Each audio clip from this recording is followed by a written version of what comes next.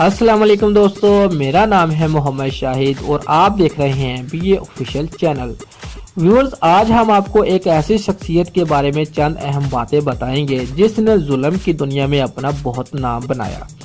اس شخصیت کا نام ہٹلر ہے۔ ویورز، ہٹلر کا پورا نام ایڈولف ہٹلر ہے۔ ہٹلر ایک غریب گھرانے سے تعلق رکھتا تھا۔ ہٹلر 20 اپریل 1899 کو آسٹریا میں پیدا ہوئے۔ ہٹلر نے ویانا آسٹریا کا دارالحکومت کے کالج فائن آف آرٹس میں داخلہ کے لیے درخواست کی، لیکن کالج کے معیار پر پورا نہ اترنے کی وجہ سے داخلہ نہ مل سکا۔ پھر 1913 میں ہٹلر جرمنی چلا گیا اور جرمنی کی فوج میں ایک سپاہی کی حیثیت سے ملازمت کر لی۔ ویورز، ہٹلر نے پہلی جنگ عظیم میں ایک سپاہی کی حیثیت سے فرائض سر انجام دیے کیونکہ اس کے افسران کے نزدیک ہٹلر میں قائدانہ صلاحیتوں کی کمی تھی، اس لیے ہٹلر مزید ترقی نہ کر سکا۔ ویورز، 1919 میں ہٹلر نے جرمنی کی ورکر پارٹی میں رکنیت حاصل کر لی۔ یہ پارٹی 1920 میں national socialist German worker party میں تبدیل ہوگی۔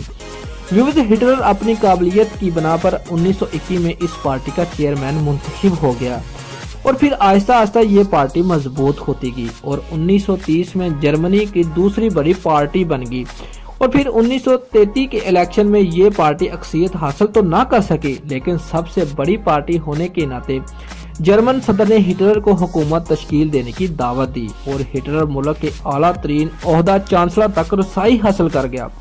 چانسلر بننے کے بعد ہٹلر نے اپنی پارٹی کو فروغ دیا اور اپنے مخالف کو زیر کرنے کی ہر کوشش کی اور جرمن عوام کی ہمدردی حاصل کرنے کے لیے بے روزگاری کا خاتمہ کیا اور بے شمار ترقیاتی کاموں کا آغاز کر دیا۔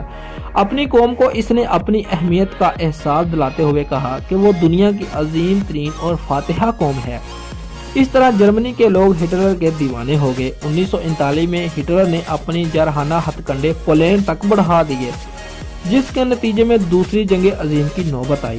اگر تاریخ کی ورق گردانی کی جائے تو معلوم ہوتا ہے کہ ہٹلر کو کئی خطوں میں منفی نظروں سے دیکھا جاتا ہے، لیکن بعض دنیا کی تاریخ دان اسے ایک شاطر اور ذہین انسان سمجھتے تھے۔ ویورز، ہٹلر کی شخصیت کو کرشماتی شخصیت بھی کہا جاتا ہے کیونکہ ہٹلر لاکھوں کے مجمع کے سامنے نہایت پر اثر تقریر کرنے کے ماہر تھا۔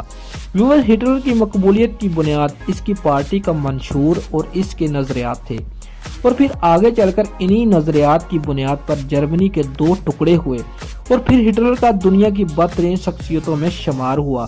آج بھی جس طرح مسلمانوں میں یزید کا نام ایک لعنت اور گالی سمجھا جاتا ہے، اسی طرح مغربی اقوام میں ہٹلر کو بھی شدید نفرت کی نگاہ سے دیکھا جاتا ہے۔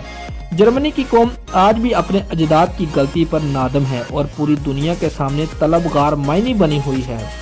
ویورز، یہودیوں کا کہنا ہے کہ ہٹلر نے جرمنی اور پولینڈ میں تقریباً 60 لاکھ یہودیوں کا خون کیا اور اسی نسل کشی کو یہودی ہولوکاسٹ کے نام سے یاد کرتے ہیں۔ ویورز، یہ تھی ہٹلر کی مختصر بائیوگرافی۔ اگر آپ کو ہماری ویڈیو پسند آئی ہے تو ہمارے چینل کو لازمی سبسکرائب کریں۔